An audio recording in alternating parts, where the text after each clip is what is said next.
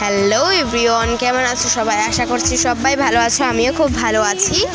So অনেক দিন পর নিয়ে এলাম আরও একটা নতুন মিনি ব্লগ। আশা করছি সবার খুব ভালো লাগবে। সো রবীন্দ্রনাথ ঠাকুরের জন্মদিনের দিন আমার লুকটা, মানে আমাদের প্রোগ্রামের লুকটা ছিল, আমরা সব ফ্রেন্ডস মিলে ফটো উঠেছিলাম।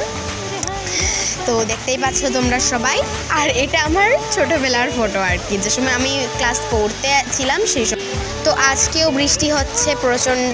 সো অন্য দিনের থেকে আজকে বেশি হচ্ছে বৃষ্টি, এক ফোঁটাও।